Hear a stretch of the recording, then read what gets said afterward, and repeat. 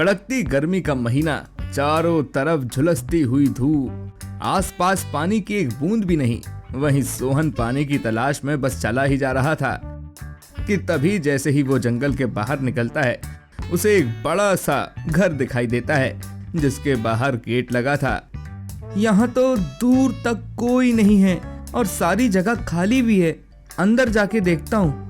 वहीं अंदर घर के बगल में ही एक बड़ा सा मटका छाछ स्विमिंग पूल था जो कि छाछ से लबालब भरा हुआ था। अरे वाह, इसे पीकर राहत मिलेगी। जी तो कर रहा है डुबकी लगा लूं छाछ में।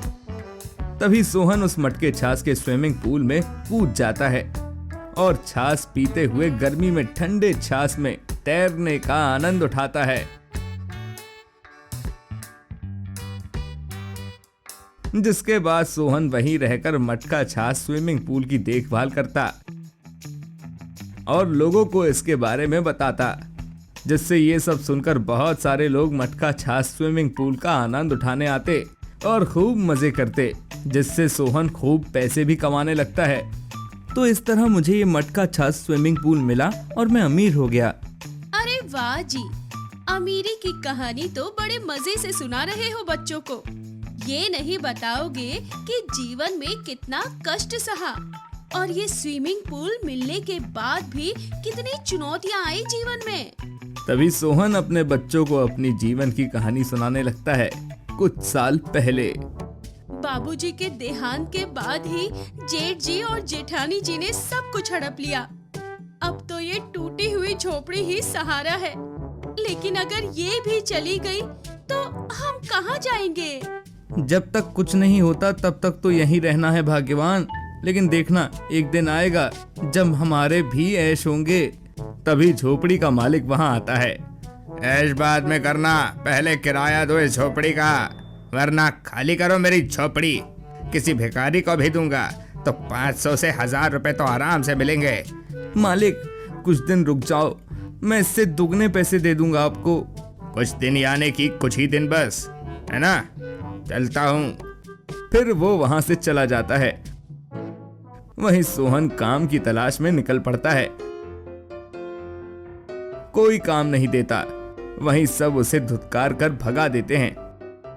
फिर एक दिन एक सेठ पैसों की पोटली लेकर अपने घर को जा रहा होता है। तभी कुछ डाकू उसकी कार को बीच रास्ते में रोककर उसके सारे पैसे छीन लेते हैं और उससे हाथापाई भी करते हैं। कि तभी सोहन ये सब देख लेता है और लाठी से मार मार कर सभी बदमाशों को वहां से भगा देता है और पैसों की पोटली लाके सेठ को दे देता है। तुम्हारा बहुत बहुत शुक्रिया नौजवान। ये लो कुछ पैसे, तुम रख लो। आज तुम्हारी वजह से मेरी बहुत मदद हुई है। नहीं सेठ जी, ये मैं नहीं ले सकता। अरे रख लो। बहुत बहुत शुक्रिया आपका।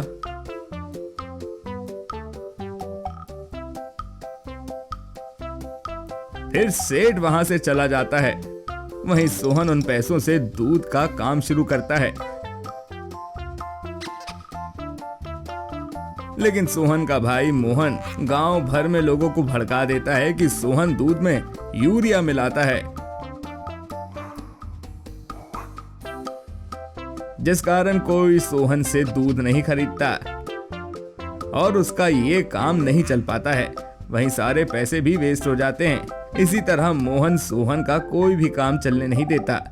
फिर एक दिन, ए जी, आपको याद है बाबूजी ने जंगल के उस पार दूर गांव में एक घर बनाया था और उन्होंने वो आपके नाम किया था। वो तो भैया ने आपसे नहीं लिया। इस गांव में तो वो जीना हराम कर रखा है। हम वहाँ जा सकते हैं। लेकिन जंगल में बहुत ही जंगली जानवर रहते हैं। इसी वजह से तो भैया भी आज तक वहाँ नहीं गए। कड़कती गर्मी का महीना, चारों तरफ झुलसती हुई धूप, आसपास पानी की एक बूंद भी नहीं। वहीं सोहन पानी की तलाश में बस चला ही जा रहा था। वाव, ये तो काफी इंटरेस्टिंग कहानी थी।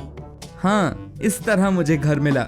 वहीं हमारा ये मटका छाछ स्विमिंग पूल जादुई है। जब भी गर्मी का मौसम आता है ना, ये अपने आप छाछ से भर जाता है। और इसी तरह यहाँ लोगों की भीड़ भी लगी रहती है इस स्विमिंग पूल में मजे करने के लिए, जिससे हमें एक रोजगार मिला। और आज हमारे पास ऐसे 4 मटके छाछ के स्विमिंग पूल हैं जहाँ गर्मी में लोग मजे से एंजॉय कर सकते हैं।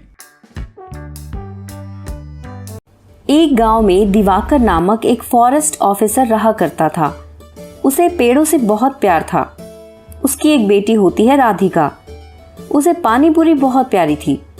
राधिका पानी पूरी की इतनी शौकीन होती है कि उसे पानी पूरी के सिवा कुछ दिखता ही नहीं था। एक बार की बात है।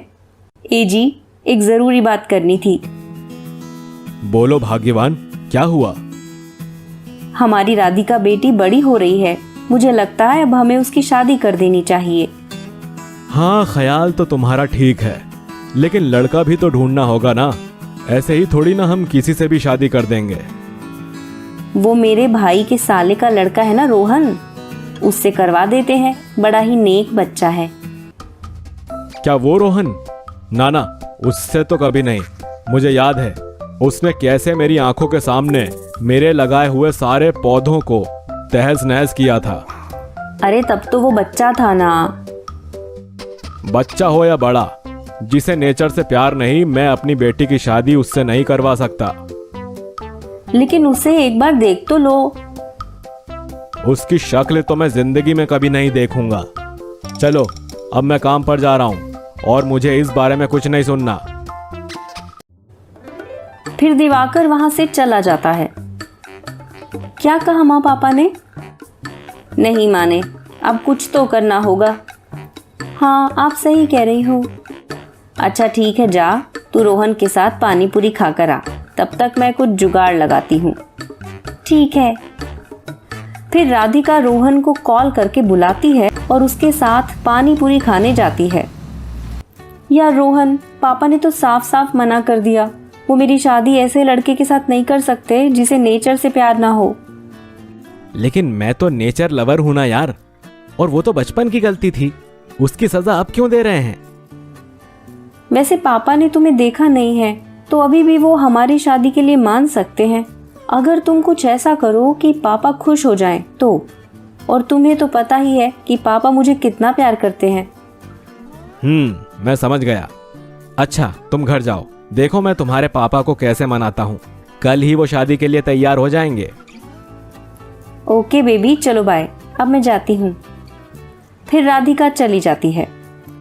वहीं दिवाकर जंगल में इंस्पेक्शन के लिए गया होता है तो वो देखता है कि एक आदमी जंगल में पेड़ों की कटाई करके ट्रक्स में लकड़ियां लोड करवा रहा होता है कि तभी रोहन उसके पास जाकर उसे बहुत खरी खोटी सुनाता है। देखो भाई, पेड़ बचाओ, नया जीवन पाओ, ये केवल एक नारा नहीं है, इस पे अमल करना भी जरूरी है। और जो इस पे अमल नहीं करता उसको सजा तो मिलकर ही रहती है। मैं तुम्हें पेड़ों की कटाई के जुर्म में गिरफ्तार करता हूँ। इस तरह रोहन उसे गिरफ्तार कर लेता है। वहीं दिवाकर इतना ईमानदार और मेहनती लड़का देखकर बहुत खुश होता है और उसके पास जाकर उससे काफी बात करता है। लेकिन दिवाकर इस बात से अनजान होता है कि वो रोहन ही है। दोनों की जान पहचान आगे बढ़ती है। वहीं अगले दिन रोहन पेड़ के ऊपर एक पानीपुरी हाउस तैयार करता है। तभी दिवाकर वहां आता है। ओए लड़के, तुम ये क्या कर रहे हो? पेड़ के ऊपर इतना बड़ा पानी पूरी हाउस क्यों? सर वो क्या है ना, मेरा पास घर तो है नहीं, लेकिन मुझे नेचर से बहुत प्यार है और पानी पूरी मुझे काफी पसंद है। और मैंने ये सोचा कि मैं शादी के बाद अपनी बीवी के साथ इस पानी पूरी हाउस में ही रहूंगा, इसीलिए मैं इसे तैयार कर रहा हूँ। अच्छा ऐसी बात है यार, ये कितना ऑसम है और इसकी पसंद तो मेरी और मेरी बेटी से बिल्कुल मिलती है। यही मेरी बेटी का परफेक्ट लाइफ पार्टनर बन सकता है। वैसे बेटा, मैंने तुम्हारा नाम तो पूछा ही नहीं। मेरा नाम रोहन है फूफा जी। क्या तुम मेरे साले के बेटे रोहन हो? जी हाँ। जिसके बाद रोहन दिवाकर को सारी बात बताता है, जिसे सुनकर दिवाकर को ये रियलाइज होता है कि ये जरूरी नहीं कि कोई इंसान हमेशा ही एक जैसा रहे। बेटा तुम चिंता ना करो, तुम्हारी और राधिका की शादी मैं करवाऊंगा। जिसके बाद दिवाकर खुशी खुशी रोहन और राधिका की शादी करवा देता है। और फिर राधिका जब शादी के बाद वो पानीपुरी हाउस देखती है तो वो भी बहुत खुश हो जाती है। अब समझ आया पापा कैसे माने। फिर राधिका और रोहन खुशी खुशी उस पेड़ पर बने हुए पानीपुरी हाउस में रहने लगते हैं। ये कहानी अच्छी लगी हो तो जल्दी से लाइक करें वीडियो को और शेयर करें, और हमारी आने वाली कहानियों को देखने के लिए चैनल को सब्सक्राइब करके बेल आइकन प्रेस करें, जिससे आपसे कोई भी कहानी मिस ना हो। मिलते हैं दोस्तों आपसे अगली कहानी में, तब तक के लिए बाय बाय, टेक केयर।